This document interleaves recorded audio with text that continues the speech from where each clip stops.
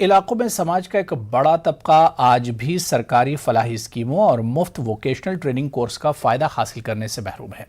ऐसे में कई समाजी तंजीमें और सोसाइटी इन इलाकों में सेंटर कायम करके अपनी खिदमत अंजाम दे रही हैं। ऐसे ही एक कोशिश 3 साल कबल मेरठ के 2 नौजवानों ने भी की थी, जो आज दूसरों के लिए एक मिसाल बन गई है। देखिए मेरठ से ये खास रिपोर्ट।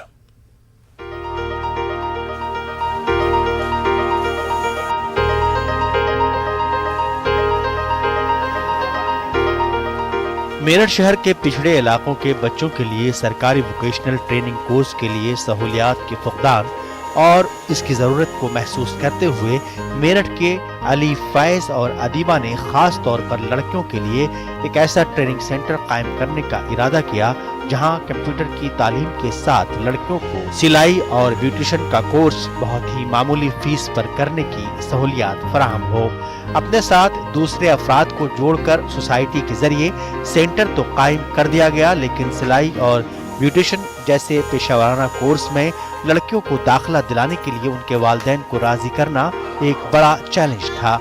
ऐसे में इन नौजवानों की टीम ने काफी मेहनत की और साल 2018 में 20 बच्चों के साथ शुरू किए गए इस सेंटर में आज 500 से ज्यादा गरीब लड़कियां ट्रेनिंग हासिल कर रही हैं। 2018 से ये रजिस्टर्ड है। हमारा जो काम करने का मकसद था, एक तो जो ये एरिया है ये पिछड़ा इलाका है, यहाँ पे तालीम, वोकेशनल एजुकेशन और बेसिक एजुकेशन की काफ़ी कमी है, और जो गवर्नमेंट प्रोजेक्ट्स हैं गरीबों के लिए वो इन एरियाज़ तक आ नहीं पाते हैं। तो हमने और जो प्रोजेक्ट्स हैं भी वो काफ़ी दूरी पे हैं, तो यहाँ के जो लोग हैं वो अपनी बच्चियों को या बच्चों को वहाँ तक नहीं भेज पाते। ये सोच के हमने यहाँ पे एक सेंटर स्टार्ट किया 2018 से, जिसमें बहुत ही कम फीस पे हमने यहाँ कोर्स स्टार्ट किए, लगभग 3 रुपये रोज़ पे, जिसमें हम beautician, stitching, mehndi, computer, Urdu classes ये लोग हम यहाँ चला रहे हैं, और अल्हम्दुलिल्लाह हम इसमें कामयाब भी हैं। लोगों का हमारे पे यकीन है। हमारे यहाँ से जो यहाँ पे जो लोगों ने प्रोग्राम किया है लड़कियाँ, उनमें काफ़ी लड़कियों ने अपने सेंटर्स खोले हैं, कुछ ने अपने ब्यूटी पार्लर्स खोले हैं, कुछ अपने घर से ही सिलाई कर रही हैं और लोगों को रोज़गार भी दे रही हैं। हमारी सोच ये थी कि जो हमारी बच्चियां हैं जो पिछड़े इलाकों में रहती हैं, जो कुछ सीखना चाहती हैं लेकिन सीख नहीं पाती, हम उनके लिए कुछ करना चाहते थे, इसलिए हमने ये प्रोग्राम स्टार्ट किया, जिसके लिए हमें बहुत मेहनत करनी पड़ी। हमें घर घर जाकर बच्चों को इकट्ठा करना पड़ा, क्योंकि आप जानते हैं ऐसी सोसाइटी में लोग अपने बच्चों को भेज नहीं पाते हैं, खासकर लड़कियों को। तो हमें घर घर जाकर समझाना, उन्हें एक भरोसा दिलाना कि हम यहाँ पर किस तरीके से काम कर रहे हैं, और फिर अपना सेंटर विज़िट कराना कि हम कहाँ पर किस तरीके से क्या काम करेंगे, ये समझाने में बहुत हमें दिक्कतें आई। लेकिन धीरे धीरे लोगों का हम पर यकीन कायम हुआ, और आज माशाल्लाह से आप देख ही सकते हैं हमारे सेंटर में 550 से ज़्यादा बच्चियाँ पढ़ रही हैं।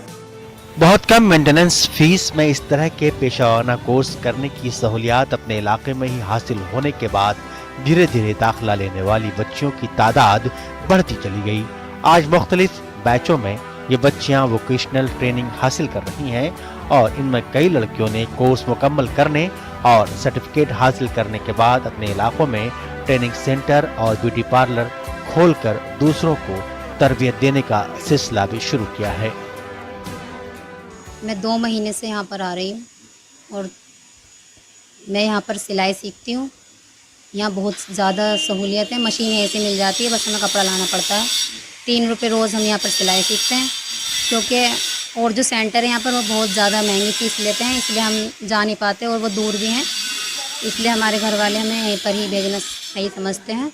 मैं इसलिए सीख रही हूँ ताकि मैं भी ऐसे ही कुछ कर सकूँ, मतलब ये सेंटर वेंटर खोल सकूँ, क्योंकि यहाँ पर हमारे यहाँ सेंटर नहीं है, दूर से दूर तक जो है वो बहुत महंगे हैं, और रोज़गार यहाँ बहुत कम है, गरीब हैं सब, मशीन भी नहीं ला पाते, इसलिए मशीन यहीं पर यहीं मिल जाती है, इसलिए हम यहीं पर आते। मैं यहाँ पर सिलाई सीखने के लिए आती हूँ, और फिर यहाँ के बाद डायरेक्ट स्कूल जाती हूँ।